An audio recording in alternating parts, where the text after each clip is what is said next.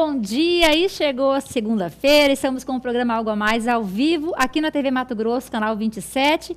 Eu espero que todos tenham tido um final de semana maravilhoso e começamos hoje já com um clima bem gostoso também, né? Então, uma ótima segunda e aqui a gente começa. O tema de hoje é gagueira, você sabe que todos os dias um tema diferente. E é claro que eu nunca estou sozinha hoje, novamente, Cris Pompeu aqui. Muito bom dia, Cris. Bom dia, excelente segunda-feira, tenho certeza que essa semana vai ser muito boa. Clima gostoso, né? Hoje amanheceu para a gente ficar animada, para vir começar com o pé direito. E a gente conta com vocês aí de casa para participar com a gente através da nossa fanpage do Facebook, Programa Algo a Mais, e através do WhatsApp, 8405-3791.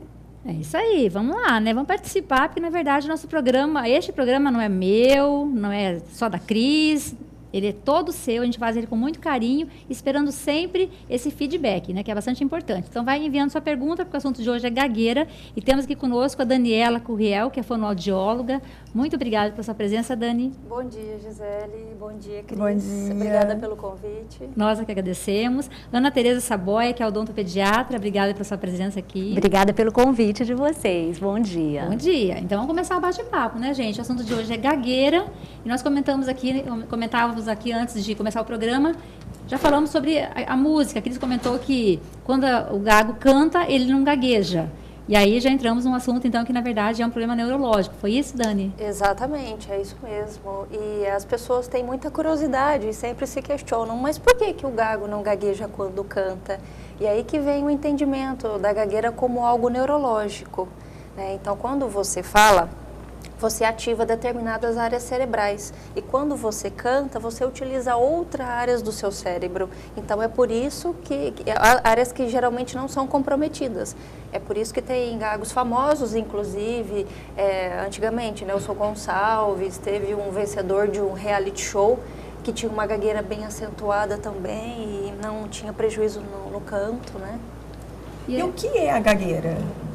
É uma disfunção do cérebro? O que é que não conecta certinho para a pessoa gaguejar?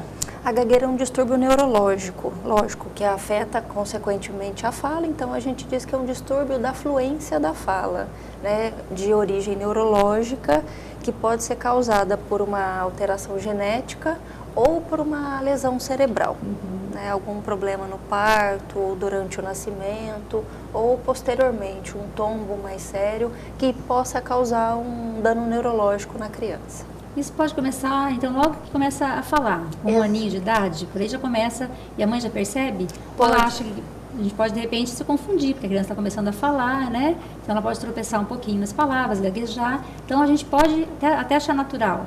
Exatamente, início, Gisele. né? A gente observa desde crianças que começam a gaguejar logo que começam mesmo a falar, ou algumas que a gagueira se manifesta um pouco mais tarde, aos 3, 4, 5 anos de idade, né? O que leva, às vezes, os pais a ficarem confusos, de pensar, isso é só uma fase, é normal, vai passar. Só que isso é muitas vezes um mito e algo que acaba prejudicando o diagnóstico precoce e a intervenção precoce, que a gente sabe que o resultado positivo do tratamento da gagueira é quando ele se dá na infância, né? Assim que detectado, a gente já pode começar a tratar. Existe a cura na infância, então? Pode-se dizer dessa forma. O termo cura, ele pode ser entendido com um outro sentido, né, porque a gente cura uma doença. E é importante ressaltar que a gagueira não é uma doença, é uma alteração neurológica, é um problema exclusivamente de fala. Mas, enfim, a gente pode sim conseguir a remissão, o resultado satisfatório na infância. Acho que a criança deve sofrer bastante, né? O fato de gaguejar, né? Acredito Situações na que sim. escola, com certeza você já viu muitos casos, assim, mãe e pai falando sobre isso. Existe um problema na escola, com os amigos, afeta bastante, né? Exatamente, algo que pode trazer, sim, prejuízo social. Importante ressaltar que a gagueira não traz junto uma alteração cognitiva, por exemplo, né? Não é porque é gago vai ter algum problema cognitivo, de jeito nenhum. Geralmente é o contrário, a gente percebe até as crianças que gaguejam às vezes até mais inteligentes do que alguma criança que não tem gagueira, por exemplo. Mas, por exemplo, podem ficar retraídos, Tímidos, né? Tímidos, às vezes com poucos amigos, né? Então isso acaba sendo um prejuízo para a gagueira. Mas na alfabetização, será que não tem algum tipo de influência? Porque existem alguns métodos que usam os fonemas. Então, por exemplo, ta, te, ta. Aí, para uma criança que seja gaga, não dificultaria na hora dessa alfabetização com esse tipo de metodologia? Eu acredito que não, até porque a gagueira ela é involuntária, Cris. Então, a hora que ela está aprendendo o som, e até uma forma utilizada de repetir, isso não vai, por exemplo, aumentar ou causar uma gagueira por conta dessa estratégia de leitura, de aprendizado mesmo. E a Ana tá tão quietinha, né? Hoje eu vim trazer experiência, né? Como mãe hoje, né? Então, dizer do processo do meu filho. Qual o nome do seu filho? Gabriel. Então. O Gabriel hoje está com 12 anos. 12. E você percebeu quando que o Gabriel era gago? Então, como a Daniela falou dessa fase precoce, o dele já começou aos 5 anos. Então, até essa idade, ele não manifestou nenhuma alteração de fala. E exatamente aos 5 anos, 5 anos e meio, ele começou com o processo. Inclusive, é mais comum no sexo masculino. Exatamente. Até, né, doutora Daniela? Exatamente. E aí a gente realmente entende dessa forma em casa. É uma fase, vai passar, e a gente começa a ter aquela atitude, às vezes, errada, de pedir para a criança, você tem que parar. Pensa no que você vai falar, depois fala. Fala devagar, você está, né, raciocinando muito rápido. E são atitudes, às vezes, que levam uma ansiedade maior na criança. Então, nisso de esperar essa fase passar, foi praticamente 1 ano até eu procurar por um tratamento. E às vezes a gente não sabe que existe o profissional da fonoaudiologia especializado no tratamento da gagueira. Então, aos 6 anos e meio, mais ou menos, ele estava com um profissional, mas que eu não obtive resultado. Esse profissional da fonoaudiologia me encaminhou para um psicólogo, já me dizendo que esse problema era de fundo psicológico e não neurológico. Então, nisso, eu só fui chegar ao profissional especializado, que por coincidência foi a doutora Daniela Curriel, aos 7 anos de idade. Mas foi realizado todo o tratamento, que chegou a praticamente quase 3 anos, né, de duração. E hoje, apesar dela não falar na palavra cura, eu digo que ele realmente ficou curado. Ele não tem mais resquício nenhum dessa alteração, né, dessa disfluência. Ana, durante esse 1 ano que você não me encaminhou para nenhum profissional, que você achou até que pudesse ser algo... Uma fase apenas, né? Você acha que, você olhando agora, você acha que você fez... não errado, mas que você chegou a dizer coisas que você não deveria, porque, sim, por exemplo, fala devagar. Eu usava muito, né? Isso, porque pensa para falar. Porque eu acho assim, acho bom bacana você falar isso aqui, porque com certeza tem muita mãe em casa agora passando pelo mesmo que você passou. E deve estar falando as mesmas coisas também, por não conhecer ainda um profissional, né? Não ter acesso também a um profissional. Exatamente. Então, acho que seria bom você também relatar um pouco durante esse ano, como foi. Então, eu ficava sempre assim, esperando que fosse passar e usando essa metodologia que não é apropriada. Do calma, pensa para falar. Eu acho que isso talvez gerasse mais ansiedade e mais essa retração do comportamento dele. Porque, como a Daniela falou, ele experimentou uma fase realmente de bastante restrição de convívio, timidez, né? Eu me preocupava bastante aí na escola, como seria. Talvez não nessa fase dos 5 anos, que ainda é pequeno, mas eu pensava ali na frente, se persistir aos 7, 8 anos, como isso será. E como foi na escola durante esse 1 ano que você não... Então, como tratou? Era muito pequeno, aos 5 anos, talvez não manifeste muito essa questão dos colegas estarem atentos. Não percebe, né? Mas já nessa fase em que eu comecei realmente a fundo uma terapia, que ele já tinha praticamente 7 anos, eu tinha essa preocupação. E aí é importante o apoio do fonoaudiólogo no sentido de contactar a escola, né, o coordenador pedagógico, o professor, para que eles também recebam a maneira de lidar com esse aluno especial. Porque ele ficou de 7 aos 10 anos na escola fazendo tratamento. Então poderia ter surgido. Eu não tive conhecimento de nenhuma situação de bullying, né, no meio escolar, mas era uma grande preocupação que eu tinha. E aí acho que foi determinante a presença do fonoaudiólogo junto ao professor que acompanhava, aos professores e à coordenação pedagógica, para saber como atuar dentro do meio escolar para evitar que isso acontecesse. Então, eu creio que foi por esse trabalho conjunto realmente dos profissionais. E durante o tratamento, ele te falava que estava melhorando, ele percebia, ele comentava ele não sobre comentava. As sessões? Não. Assim, gostava muito de ir, porque na realidade a terapia é bastante lúdica, então acaba que é gostoso, brincadeira, né? Brincar, né? Mas a gente percebia nitidamente. E aí eu até falo para os pais, às vezes é importante a gente estar atento, porque não somos nós que temos que dar alta para o paciente, né? Então, às vezes a gente percebe que o paciente está melhorando, teve um ganho, e pode acontecer de falar, já tá bom, né? Vamos encerrar a terapia. E a doutora Daniela sempre me posicionava, olha, conseguiu essa mudança, mas agora para se consolidar realmente essa mudança de comportamento de fala dele, é importante que se persista, né? Então, aquela terapia que iniciou 2 vezes na semana, depois de um tempo passa a ser semanal, aí quinzenal, até que ele possa realmente receber essa alta. E para a mãe é um alívio, né? Quando começa a ser quinzenal, por exemplo, né? Muito. E para a criança que também já vai estar cansada nessa fase, depois de 2 anos, né? Ele reclamava? Depois de um tempo começa a reclamar.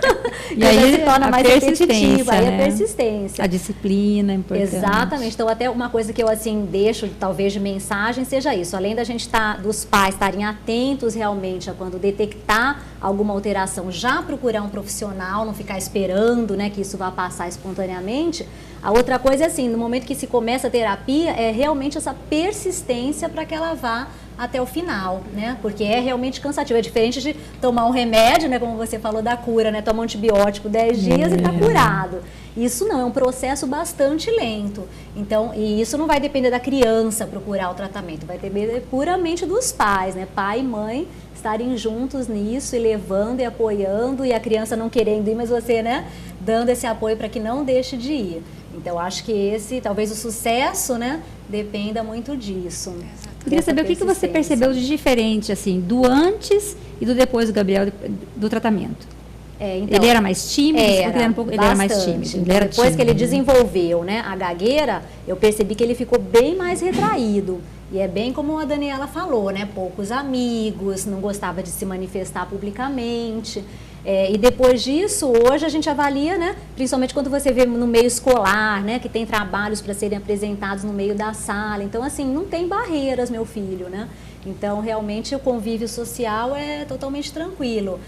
Pode ter ainda, de repente, um traço de timidez que seja dele mesmo, né? Da família, mas não relacionada à dificuldade da fala mais. A gente percebe que mexe na autoestima, né? Com certeza. Cris. Poderia dizer que sim. Autoestima. E a gente percebe as crianças pequenas, quase todas têm aquela fase que gaguejam um pouquinho. Até quando os pais podem perceber que isso é natural ou o momento de falar, não, eu tenho que procurar um profissional? É interessante você falar que a gente fala, né, as pessoas de forma geral se referem a uma fase natural de gagueira. Não é bem uma fase natural de gagueira. O que acontece? Quando a criança está aprendendo a falar, é natural ter alguns tropeços, algumas hesitações. Por exemplo, vai chamar a mãe, ô mãe, ela está pensando no que ela vai dizer, estruturando a mensagem, ou então nem todos os sons estão prontos ainda. O som do R a gente sabe que é o mais difícil para a criança adquirir, a frase não está estruturada gramaticalmente ainda, não é uma frase extensa, então a criança apresenta hesitações. E às vezes repetições de palavras ou frases. É diferente, por exemplo, no caso, quando é uma gagueira instalada, a criança apresenta bloqueios, que vai falar aí, prende, demora, como eu fiz, ou repete o som ou a pequena sílaba. Né? Então, as manifestações são diferentes, na verdade. Mas o leigo, escuta a criança, ou mãe fazendo essa hesitação ou repetindo a palavra e entende como sendo uma gagueira. Né? Mas agora o profissional especializado vai saber diferenciar quando é uma manifestação típica de linguagem, uma hesitação, ou quando é algo relacionado à gagueira mesmo. Precisa de muita atenção dos pais, então, né? Precisa, Cris. E algo, por exemplo, você me perguntou até quando? Dos 2 aos 5 anos. Só que, especificamente, essa manifestação, eu diria que ela dura no máximo de 3 a 6 meses. Então, já é um alerta para os pais, né? Então, Passou a criança disso um pouquinho, já procura o profissional. Já é um motivo para ficar alerta. E algo importante também é que, além de perceber o tempo, porque a gente pode dar o diagnóstico de gagueira para uma criança aos 2 anos de idade. né? Então, há profissionais que dizem, nossa, mas tem só 2 anos. Sim, mas tem crianças que começam a desenvolver a linguagem mais precocemente, aos 2 anos já está mais estruturada e a gente pode identificar sim. Então, a gente não tem que considerar só a idade, mas ela é um indício, né, e principalmente o tempo, já está tendo essa dificuldade há 3, 6 meses, vai esperar o quê? Né, cronificar? E a gente tem alguns sinais importantes também, que é interessante alertar os pais. Por exemplo, se tem membros na família que gaguejam, né, isso é chamado de um fator de risco. Né? Então, por exemplo, tem minha avó, meu pai, alguém na família, já é um sinal de alerta. Ou se aconteceu alguma coisa durante o parto, ou depois algum tombo, algo que possa ter causado uma lesão neurológica, também é um fator de risco. E as manifestações também. Se a criança está apresentando bloqueios, está esticando o som, está repetindo, fragmentando muito a palavra, repetindo sílabas e sons, e principalmente se estiver apresentando esforço para falar, é um sinal de muito alerta, né? Porque isso a gente não pode dizer que uma criança que está desenvolvendo a linguagem, que seja normal ela prender como eu fiz, ela piscar os olhinhos, bater as mãos, isso não é normal. Então, um profissional especializado vai saber identificar essas questões. Olha, nós comentamos aqui, acho que já em 2 temas aqui no programa, falando sobre a questão na hora de escolher a babá ou a escolinha, a educação das crianças, enfim, não lembro exatamente os temas que nós abordamos aqui, mas a gente falava sobre a correria do dia a dia do pai e da mãe que fica um pouco com os filhos. E aí entra a babá, né, a escola, enfim, eles não ficam tanto tempo e aí acabam, nesse caso, não sabendo exatamente o que está acontecendo com os filhos. Porque a babá não conta, né, não fala, ou às não vezes percebe, acha que é normal, né? Então, acho que existe uma preocupação muito grande, deve existir, precisa, principalmente desses pais que ficam um pouco com as crianças, né, com os filhos, trabalham demais, só vem as crianças, tem gente que fala assim, só vejo meu filho dormindo, sai de casa, está dormindo, chega à noite ele está dormindo. Como é que ela vai saber que está acontecendo isso com a criança se é a babá que fica com o filho ou a avó, de repente uma pessoa que é conhecida, enfim, daí fica bem mais complicado. É complicado, e como a Ana Tereza estava dizendo, no começo ela agia, mãe, né, uma pessoa instruída, só que a gente não nasce fonoaudiólogo, né, a gente não tem como saber, às vezes, a melhor forma de ajudar. Então, é muito comum isso que ela disse, calma. Pensa para falar. Pensa para falar. Então, assim, a criança acaba, poxa, mas como assim? Ou então respira. Poxa, mas eu já estou respirando, né? Ou pensa. Não, isso é um grande mito, porque a criança já sabe o que ela quer falar. Né? Então, já está pronto no cérebro a mensagem, ela simplesmente não está conseguindo executar aquilo que já está pronto no cérebro. Né? Ou então, quando fala calma, quem que fica mais nervoso? Será que é a criança ou é o adulto que geralmente está ouvindo e vê que a criança não consegue soltar a palavra, acaba gerando aquela ansiedade, nervosismo. Acaba falando até às vezes a palavra, né? Outro erro, Gisele. Falando pela criança. Fala logo para... Outro erro. Exatamente. Outro erro, né? Porque a criança está lá tentando e às vezes está bloqueada, a palavra não sai e aí o adulto fala. Então dá um sentimento de frustração, a criança fica, poxa, não fui capaz de falar aquilo que eu estava querendo. Né? E é interessante que a criança tenha um tempo a mais para falar.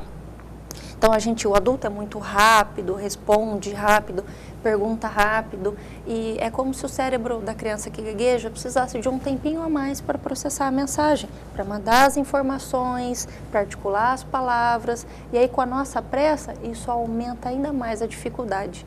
E aí, às vezes, acontece, além da manifestação na fala, os movimentos associados. É como se, lógico, é algo involuntário. Se bater a mão na perna, piscar ou chacoalhar a cabeça, parece que isso libera a fala. Então, as crianças vão desenvolvendo esses movimentos associados, às vezes por conta disso. Está travado, não sai, então faz o movimento para a fala sair. Né? Só que, óbvio, que não é algo interessante. Os movimentos eles têm que ser eliminados. Né? E aí, você falou da babá.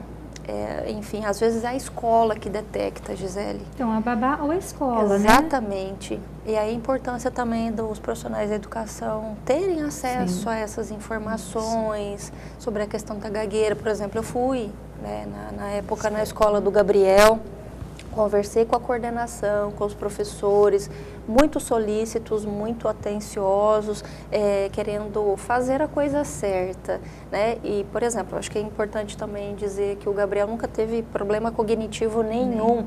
Uma criança super inteligente, o professor dizia, só tira 10, né? Então, era quietinho, né? Muito quietinho, conversava pouco, e ela me relatou depois que com a melhora da fala, isso foi aumentando, né? Ele foi falando mais. Se expondo mais. Ficando... Mas as notas continuaram tudo 10? Continuaram. Nem sempre 10, mas continua um ótimo aluno. Conversando mais, se abrindo mais. Verdade. Bom, a gente vai para o intervalo, o assunto de hoje é gagueira. Você pode entrar em contato com a gente através da nossa fanpage de Algo a Mais ou do nosso WhatsApp, está na telinha aí para você ligar, né? Mandar sua mensagem e sua pergunta, 8405-3791. Vamos para o intervalo. Que horas são agora, gente? Estou por fora. Hoje não tem relógio, não tem nada. 10h52. Faltando 8 minutinhos, então, para as 11 horas. O programa é ao vivo, Algo a Mais, aqui no 27. Eu volto já já.